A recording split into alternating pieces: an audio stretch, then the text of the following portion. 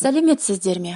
Қазақ тілі сабағын бастаймыз. Здравствуйте! Начинаем урок казахского языка. Продолжаем тему Алтын Емел ұлттық саябағында. Повторяем новые слова. Ұлттық қорық, национальный заповедь, үңгірлер, пещеры, жер көлемі, площадь, мекендеу, обитать, қорықшы, егерь.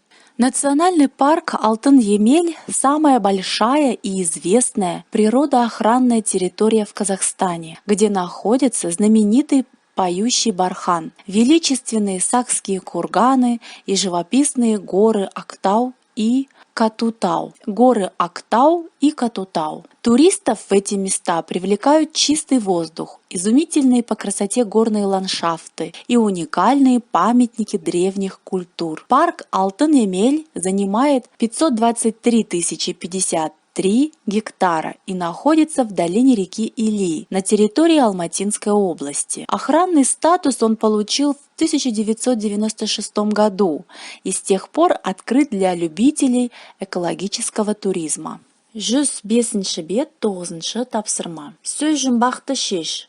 Қандай сөз жасырынған? Ол сөзді септеп жаз. На первой картинке золото. На второй картинке нарисован дуб. После картинки с дубом стоит апостроф и буква «Л». Апостроф после слова означает, что нужно убрать последнюю букву в слове и вместо этой буквы поставить букву «Л». Золото будет на казахском «алтын», дуб будет на казахском «емен». Убираем в слове «емен» последнюю букву. Убираем «н», вместо «н» ставим «л». Что получилось? Получилось «алтын емель». Ответ ребуса «алтын емель».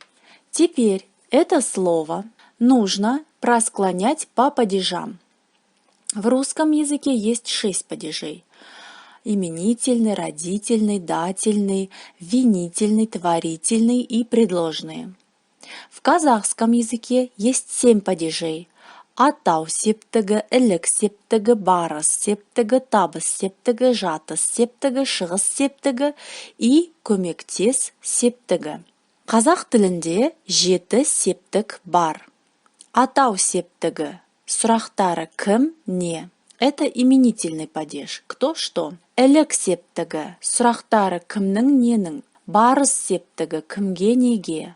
Табыс септігі. Кімді, нені. Жатыс септігі. Кімде, неде. Шығыс септігі. Кімнен, неден. И көмектес септігі. Кіммен, немен. Склоняем по падежам слово алтын емель. Атау септігі. Не. Алтын емель. Ілік септігі. Ненің.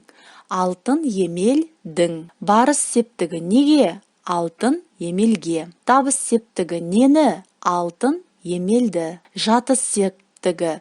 Неде? Алтын емелде. Шығыс септігі. Неден? Алтын емелден. Көмектес септігі. Кіммен, немен? Алтын емелмен.